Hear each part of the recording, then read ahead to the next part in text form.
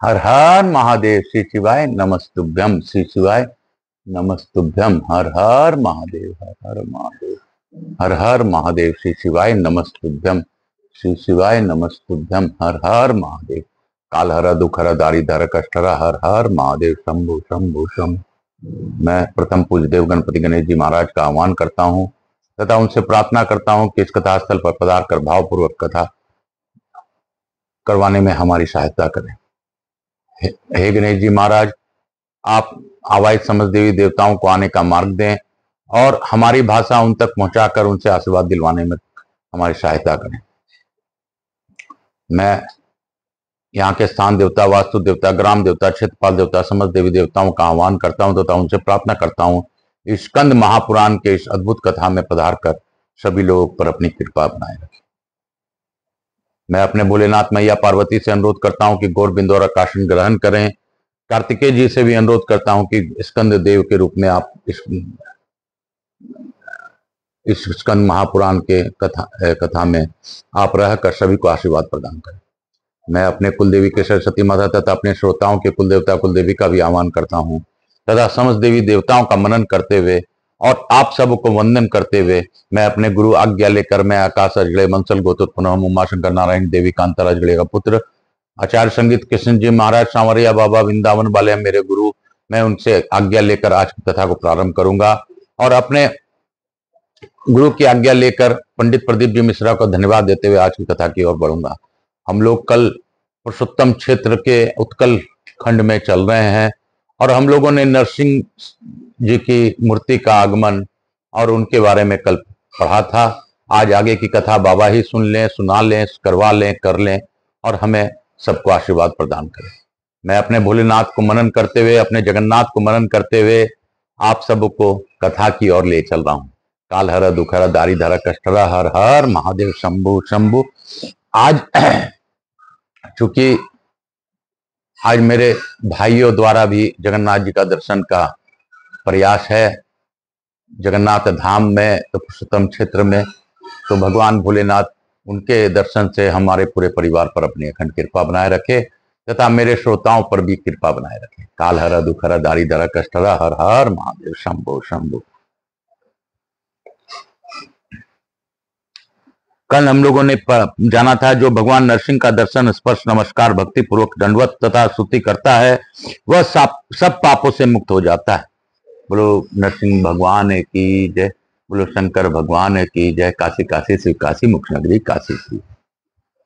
मुनियों ने पूछा, महर्षि उस क्षेत्र में भगवान नरसिंह के स्थापित हो जाने पर राजा इंद्रद्युम्न ने क्या किया? जेमिनी जी बोले, राजा ने सर्वप्रथम इंद्र आदि देवताओं का आह्वान किया। 6 अंग पद और क्रम सहित 4 वेदों के विद्वान सहस्त्रों ऋषियों और ब्राह्मणों का निमंत्रण किया जो यज्ञ विद्या में कुशल और मीमांसा शास्त्र में प्रतिनिष्ठ थे। सदाचारी, शुद्ध, कुलीन एवं सत्यव्रतवादी वैष्णवों को भी आदर पूर्वक निमंत्रण किया। राजा का सभावन पत्थर का बना हुआ था, उसकी ऊंचाई बहुत थी और वह चूने से लेपा गया था। उसका विस्तार 2 कोस का था। उसमें नीचे की भूमि कहीं रत्नों से मढ़ी गई थी, कहीं सोने से, कहीं स्फटिक मणि से तथा कहीं चांदी से।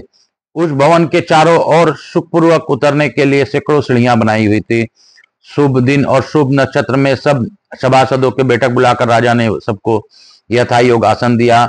जब सब लोग यथा योग्य आसन स्थान पर सुखपूर्वक बैठ गए तब राजा ने अपने पुरोहित के साथ उपस्थित हो देवताओं, ऋषियों तथा राजाओं को बीच में रत्न सिंहासन पर बैठे हुए सचिपति इंद्र का दिव्य माला, चंदन वस्त्र और विष्टर आसन आदि के द्वारा सबसे पहले पूजन किया। तत्पश्चात वैष्णवों की पूजा की। फिर नारद और पुरोहित सहित उन्होंने इंद्र से कहा, देवेश्वर, मैं अश्वमेघ यज्ञ द्वारा यज्ञ पुरुष भगवान विष्णु का पूजन करूंगा। आप इसके लिए मुझे आज्ञा दें और जब तक सहस्त्र यज्ञ पूर्ण हो जाए तब तक देवताओं सहित आप इस सभास्थ भवन में निवास करें। आपने पहले यहाँ जिन शरीरधारी नीला माधव का दर्शन किया है वे बालुका राशि में छिप गए हैं। उनके पुनः प्रकाश में आने पर आप लोगों का भी कल्याण होगा। इसलिए मेरा सारा प्रयत्न राजा के इस प्रकार सूचित करने पर इंद्र आदि देवताओं ने कहा, इंद्रद्युम्न, तुम सचमुच महात्मा हो। तुमने इस पृथ्वी पर सत्यव्रत का पालन किया है। हमने पहले से ही तुम्हारी भविष्य कार्यक्रम को जान लिया है। तुम्हारा यह कार्य तीनों लोगों को पवित्र करने वाला है। हम इसमें तुम्हारे सहायक होंगे। तुम भक्तवत्सल भगवान विष्णु का सहस्त्र अश्वमेध यज्ञों द्वारा सुखपूर्वक पूजन करो।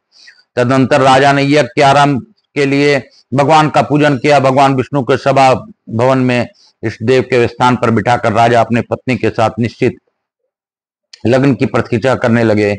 स्वस्ति वाचन हो जाने पर पुण्य वाचन और अभ्युदायिक श्राद्ध संपन्न किया। उसके बाद सब सामग्री लेकर राजाओं ने ऋत्विजों का वरण किया। वरण हो जाने पर उन्होंने सपत्निक राजाओं का यज्ञ की इच्छा दी। वेदी का संस्कार करके उस पर प्रज्वलित आह्वानीय अग्नि को स्थापना की गई। वह अग्नि साक्षात भगवान विष्णु का तेज है। फिर प्रोक्षण और अभिमंत्रण करके उत्तम लक्षणों वाला अश्व को छोड़ा गया। यज्ञ की दीक्षा लिए हुए राजा मौन होकर मृग चरण पर बैठे। जब तक महायज्ञ का कार्य चलता रहा तब तक सब मनुष्यों के लिए वहां 6 प्रकार के अन्न पान आदि चतुर रसोइयों द्वारा तैयार किया जाने लगते थे। उस यज्ञ में प्रतिदिन लोगों के सम्मान और आदर से वृद्धि होती थी। साथ ही नित्य नए नए भोज्य पदार्थ एक से एक बढ़कर प्रस्तुत किए जाते थे। वहां सर्वत प्रयत्न करके लोगों का आदर सम्मान किया जाता और आग्रह पूर्वक भोजन कराया जाता था।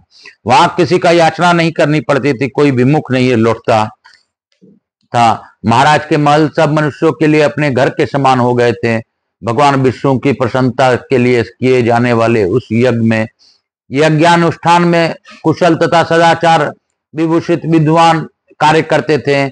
अग्न्याधान से लेकर अवभूत प्रचार तक सब कार्यक्रम से और विधि के अनुसार संपन्न हुए। कोई भी मंत्र कभी स्वर और वर्ण से हीन नहीं होने पाया। विधि के विधायक महर्षि ही वहां यज्ञ कर्म के अधिष्ठाता थे। अतः कर्म में कहीं कोई त्रुटि नहीं होने पाती थी। वहां सप्तऋषि याज्ञवल्क्य आदि मुनि थे जो गुण दोष का विभाग करने वाले हैं। यज्ञ के दिव्य सदस्य यज्ञ के साक्षी और यज्ञ कर्म कराने वाले थे। उन्हीं के ऋत्विजों के रूप में वर्ण कराया गया था। यज्ञ में सम्मिलित हुए मुनि लोग परस्पर तथा वार्ता के प्रसंग में वैदिक वाक्य सूक्त तथा गुरुम उपनिषद की चर्चा करते थे। सब पापों का नाश करने वाला भगवत चरित्रों की कथा वहां सभा में हुआ करती थी। राजा इंद्रदुम्न के यज्ञ में सब देवता प्रत्यक्ष होकर हविष्य ग्रहण करते थे। वह यज्ञ तीनों लोगों को प्रसन्न करने वाला था। इस प्रकार क्रमशः विधि पूर्वक चलने वाला वह अश्वमेध यज्ञ 999 की संख्या तक पहुंच गया। जब अंतिम यज्ञ होने लगा तब राजा इंद्रदुम्न प्रतिदिन दिव्यावस्था को प्राप्त होने लगे। शुत्या सोमरस निकालने के दिन से 7 दिन के बाद जो रात्रि आई उसके चौथे प्रहर में राजा इंद्रदुम्न ने अविनाशी भगवान विष्णु का ध्यान किया। उस ध्यान में उन्होंने स्फटिक मणि श्वेत द्वीप के प्रत्यक्ष हुआ साथ देखा। उसके चारों ओर क्षीर समुद्र लहरा रहा था। उस श्वेत द्वीप के मध्य भाग में दिव्य मणियों का बना हुआ एक उत्तम मंडप दिखाई दिया। उसके भीतर प्रकाशमान रत्न सिंहासन सुशोभित था। उस रत्न सिंहासन पर मध्य भाग में शंख चक्र गदाधारी भगवान विष्णु का दर्शन हुआ।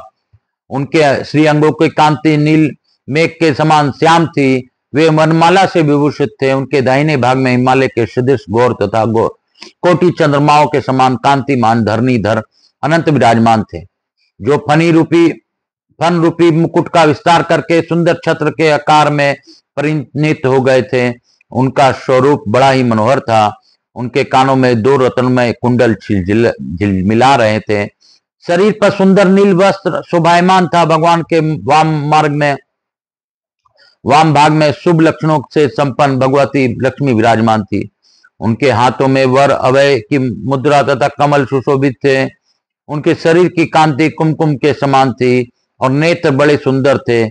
वे कमल के आसन पर बैठी हुई थी। भगवान के आगे ब्रह्मा जी हाथ जोड़े खड़े थे। श्रीहरि के वाम भाग में नाना मणिमय सुदर्शन चक्र स्थित था। सनकादि मुनीश्वर उन जगत गुरु भगवान विष्णु की स्तुति कर रहे थे। ध्यान में भगवान का इस प्रकार दर्शन पाकर राजा इंद्रदुम्न को बड़ा हर्ष हुआ। वे गदगद वाणी से उनकी स्तुति करने लगे।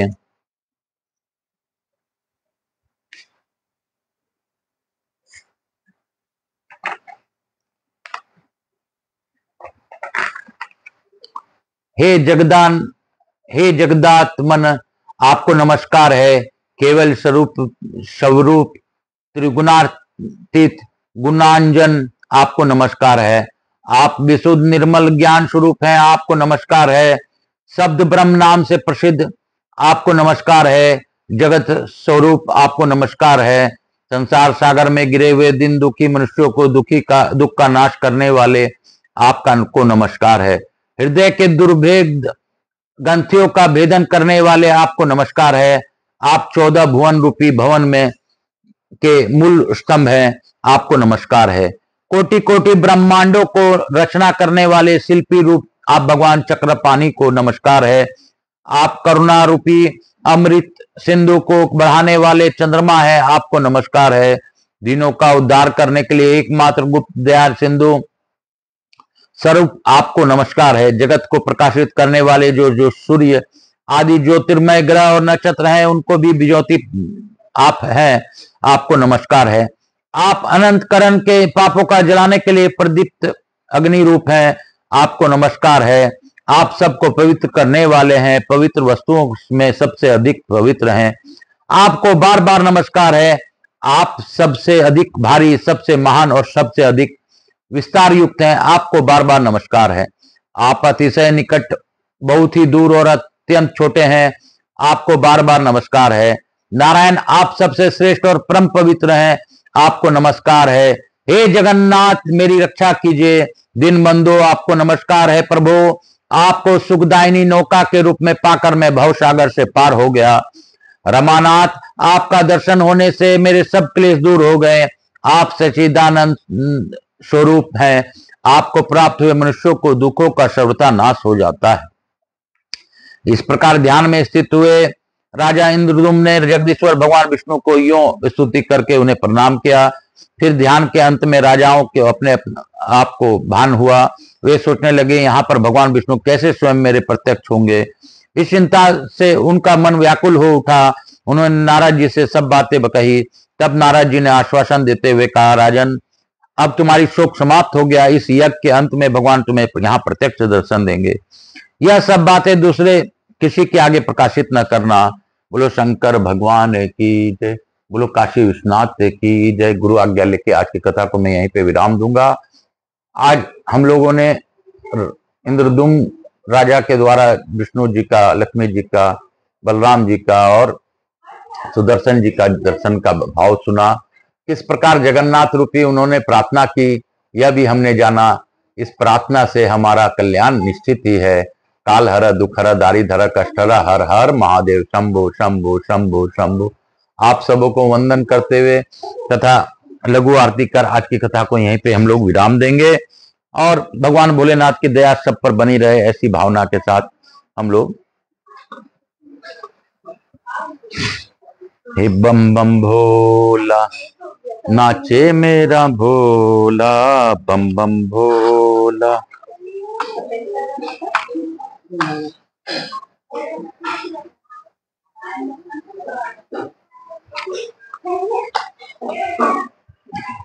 हर हर महादेव। बोल जय जगन्नाथ, जय जगन्नाथ, जय जगन्नाथ, जय विश्वनाथ, जय जगन्नाथ। कपूर गौरम करुणावतारम संसार सारम भुजगेंद्रहारम सदा वसंतम हृदयारविंदे भवम भवानी सहितम नमामि। श्री राम जय राम जय जय राम, श्री राम जय राम जय जय राम, श्री राम जय राम जय जय राम। गणेश जी, लक्ष्मी जी महाराज, मातृ देवी व पितृदेव व सब पितृ देवता, मातृ देवी व पितृदेव व सब पितृ देवताभ्याम नमो नमः। हर हर महादेव, हर हर महादेव। महादेव देव समस्त देवी देवताभ्यो नमो नमः। स्कंद महापुराण भ्यो नमो नमः। गणेश जी महाराज, लक्ष्मी महाराज, समस्त देवी देवता भक्तवत्सलाय नमो नमः। श्री शिवाय नमस्तुभ्यं। हर हर महादेव, हर हर महादेव, हर हर महादेव। अनिशा, हर हर महादेव, हर हर महादेव। श्री शिवाय नमस्तुभ्यं। हर हर महादेव, हर हर महादेव, हर हर महादेव, हर हर महादेव, हर हर महादेव। मातृदेवी व पितृदेव सब पितृदेवताभ्याम नमो नमः। यहाँ के स्थान देवता वास्तु देवता गणेश जी, लक्ष्मी जी, महारानी नमो नमः। लो, हर हर महादेव, श्री शिवाय नमस्तुभ्यम।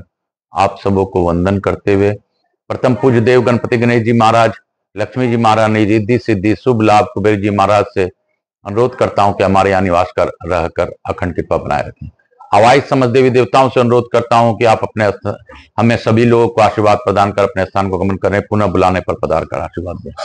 मैं अपने भोलेनाथ मैया पार्वती को भी बार बार धन्यवाद देता हूं कि उनके ही भाव से हम लोगों ने यह कथा का अद्भुत कथा का दर्शन भावन किया और श्रवण किया।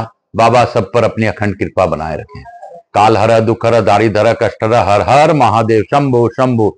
लो ले जाओ, हर हर महादेव शंभो शंभो शंभो शंभो शंभो शंभो। आप सबको वंदन करते हुए तथा मेरे भोलेनाथ से मनन करते हुए मैं बाबा भोलेनाथ और मैया पार्वती से अनुरोध करता हूं कि बाबा आप सबको अखंड कृपा बनाए रखें, विश्व का कल्याण करें और जो भी मेरे से किसी भी प्रकार जुड़े हैं सब पर कल्याण करिए, सभी की रक्षा कीजिए और जो इस कथा का ऑनलाइन श्रवण करें उन पर विशेष कृपा कीजिए। जो मेरे इस कथा का मेरे सब्सक्राइबर हैं उनकी रक्षा कीजिए, उनके सब दुखों को भंजन कर दीजिए। काल हर दुख हर दारी धर कष्ट हर, दुख भंजन महादेव की जय, दुख भंजन महादेव की जय। हर हर महादेव शंभो शंभो शंभो, हर हर महादेव शंभो शंभो शंभो, हर हर महादेव शंभो शंभो शंभो। बम बम भोला, बम बम भोला, बम बम भोला, बम बम भोला। हर हर महादेव, हर हर महादेव। मैं बाबा से यह भी प्रार्थना करता हूं कि मेरे साथ जैसा आपको करना आप कीजिए, बाकी विश्व का कल्याण कीजिए। काल हर दुख हर दारी धर कष्ट हर, हर हर महादेव।